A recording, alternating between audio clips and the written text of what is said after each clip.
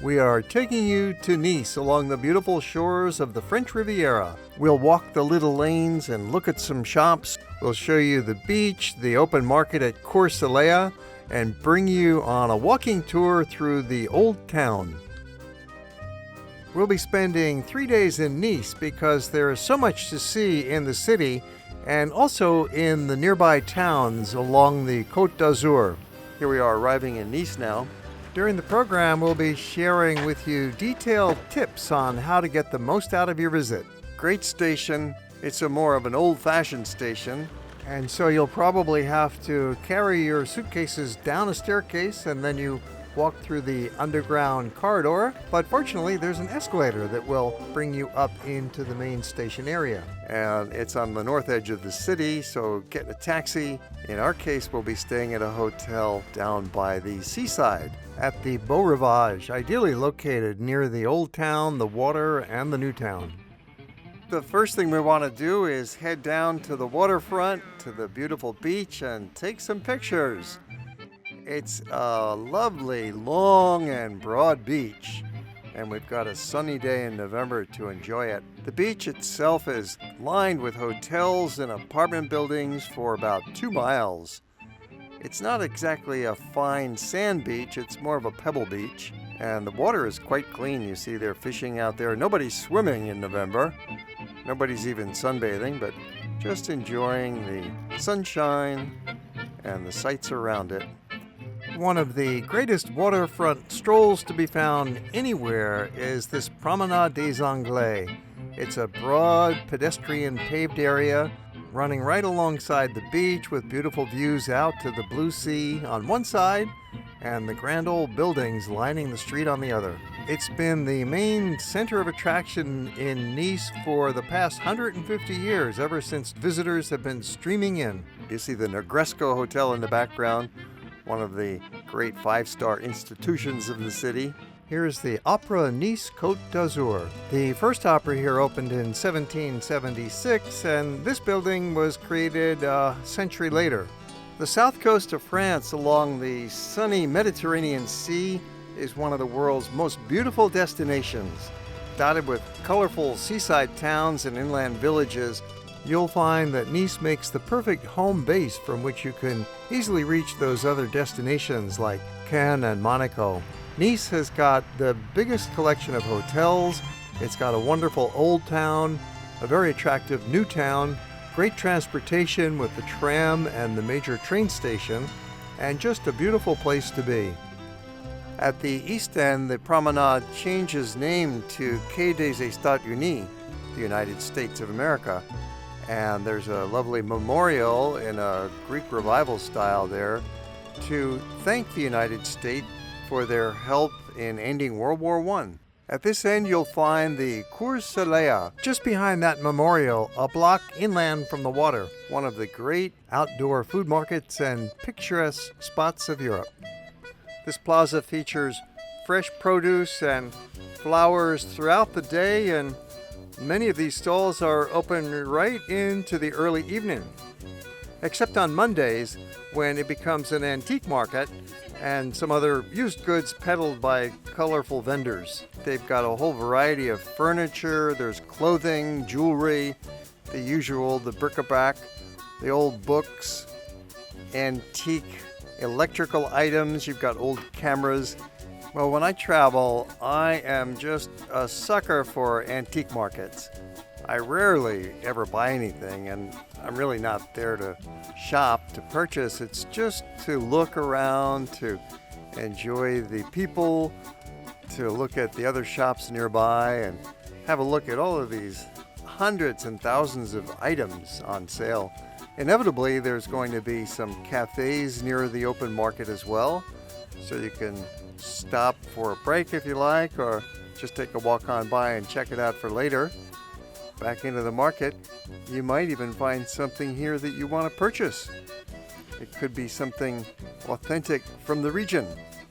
The flower shops are one of the most interesting features of Nice. Bouquets composed of the most exquisite flowers of every size and description, from tiny buttonholed sprays to masses of blossoms 2 feet in diameter. Flowers are so important to Provence. not just for decoration for your table at home, but even more important because of the perfume industry. Grasse is the capital of that, the city of Grasse. We'll show you that as part of our series on Provence as well. Chocolate lovers should look for the famous store Maison au Air in its landmark Belle Époque building at the West End. The most famous artist who lived in Nice, Henri Matisse, lived right here at the Cours in that yellow building at the far end of the plaza. He had a great view out his window, which he depicted in many paintings. He moved to a larger mansion now converted to the Matisse Museum.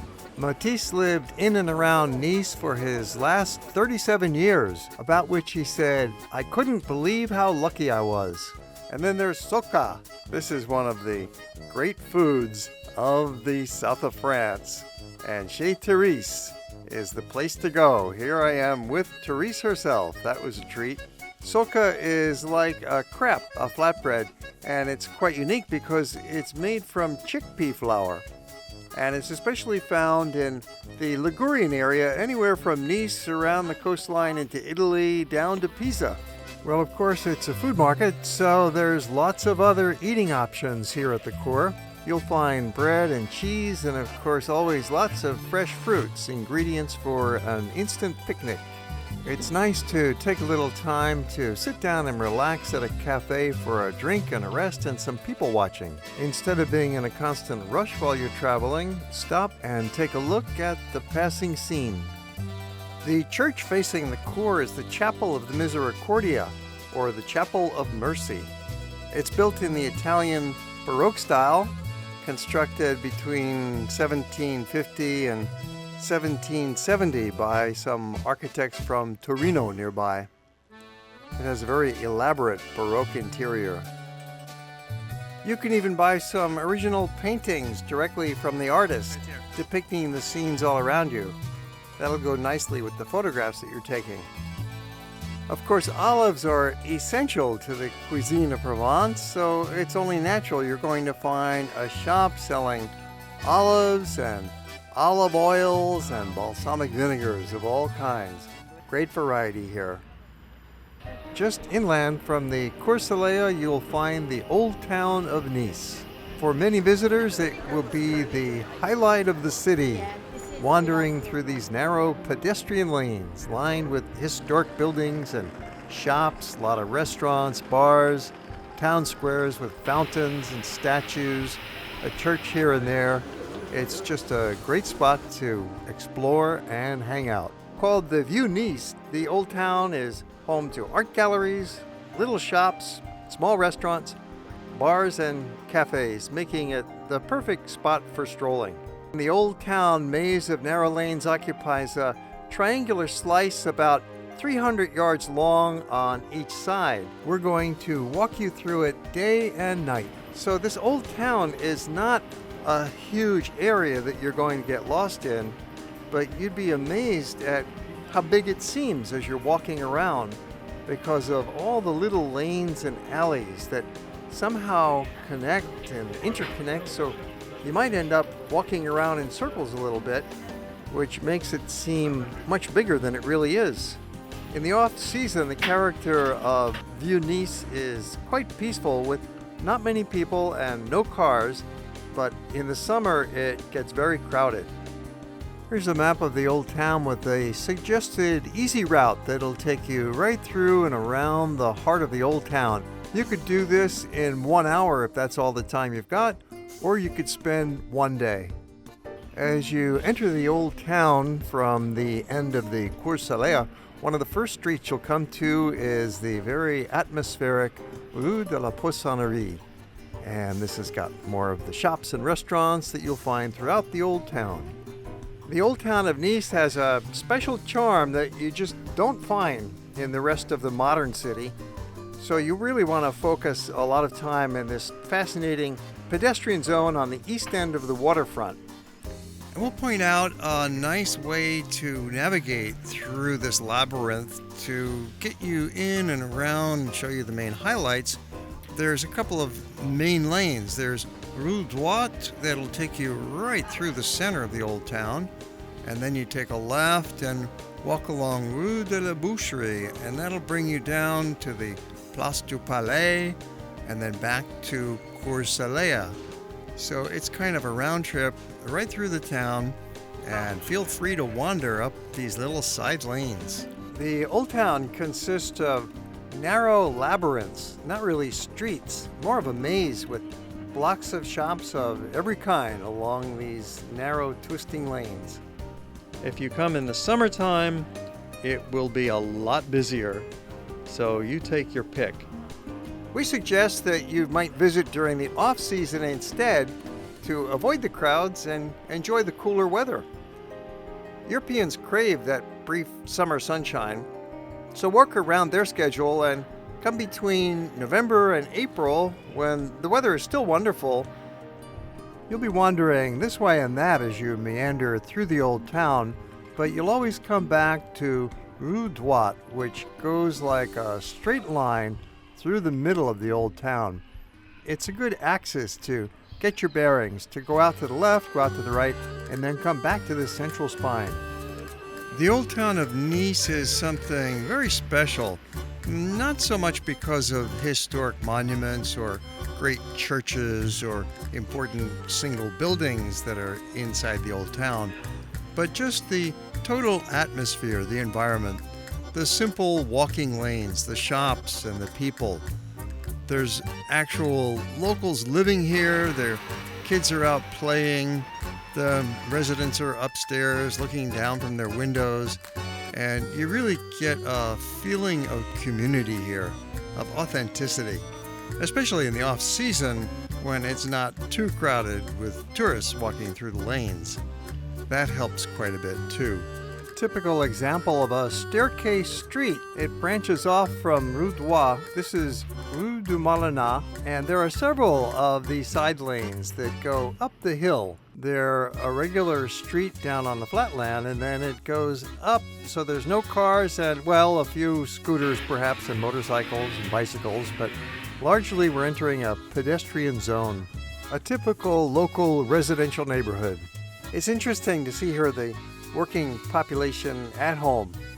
Comfortable, affordable housing in the middle of the city. Another steep lane, Rue du Château, and there are several. These lanes are some of the most picturesque streets in town. But don't worry, you don't have to climb them. And if you don't feel like walking, you can take this little tourist train on a route that will bring you through the Old Town and then up onto the hill for a view. Most of the shops in the Old Town are independent and unique. You've got boutiques, you've got crafts, you've got all kinds of great browsing to do. So different than modern shopping malls. You'll find souvenir shops with the typical Provençal items, especially the colorful fabrics and the pottery. There's also lots of food in these stores. Go for the cookies, maybe. We're just strolling along together. This is part of our visit to the south of France, a small group of us traveling together and sharing in the sights. We especially enjoy the local cuisine of this casual restaurant. They specialize in crepes and soca and salads, and that's really all you need for a very nice lunch. Crêperie Bretonne. And the friendly couple running the place really made us feel welcome. They are the owners, the cook and the waitress, and the food was delicious. You might be surprised at the variety of crepes on offer and that soca. And then we continue wandering about through this endlessly fascinating maze of lanes. The Palais Lascaris is the largest civil Baroque building in the Old Town and the region. It perpetuates the reputation of Charles Emmanuel II, who was Duke of Savoy, considered one of the principal families of the Nice nobility of the 17th century. The palace is influenced by the Genoese Baroque and unites a set of 17th century embellishments and some changes from the 18th century. The building encloses two small courtyards on which by arched bays open up a monumental staircase. This lobby is free and open to the public. Rue Rossetti is another one of these picturesque steep lanes coming up from the Old Town. Notice the sidewalks are staircases. In this case, there is a little road, one-lane road down the middle, and local folks hanging out.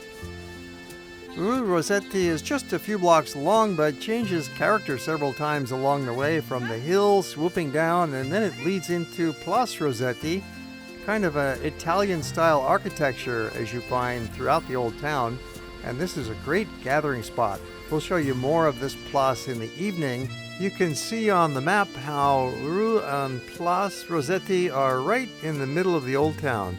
Very easy to find. Another major gathering point in the old town. You'll find here bars and restaurants, little shops. There's a fountain and cafes and this Italianate architecture of the old pastel-colored buildings around the place.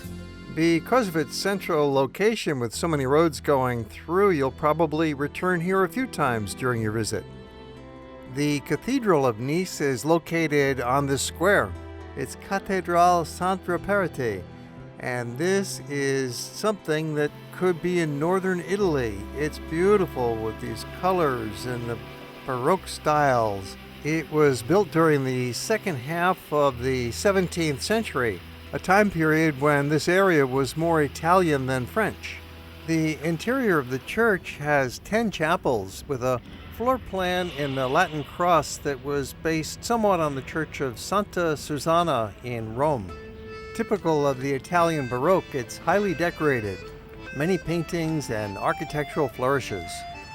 At twilight, the beauty of the building is at its best. In fact, anywhere you go at twilight, it's a wonderful experience. Here in the old town, you've got that ambient lighting on the buildings and shops, and we're going to take you around through the same places daytime and nighttime, give you that contrast. Walk along Rue de la Boucherie to find the other great focal point, Place du Palais de Justice, which retains an Italian feeling that once permeated the entire town.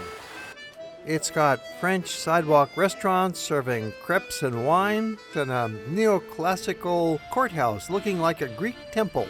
It is definitely worth visiting in the daytime when it's quite busy, and then again in the evening when it's even more busy. This Justice Square with the courthouse looming above has got very popular restaurants all around it and in the nearby lanes. Draws a lot of people.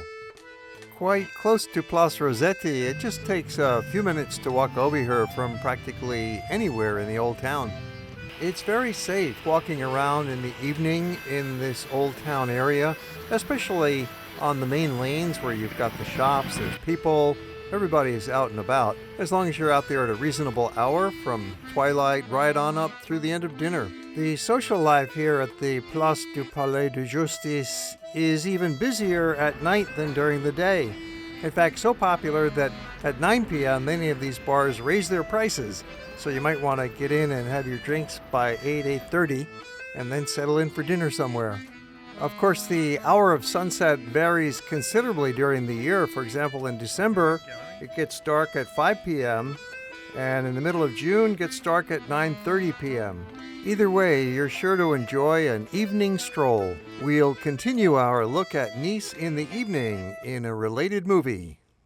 We've got a lot more movies about Provence and the south of France. Take a look at our YouTube channel.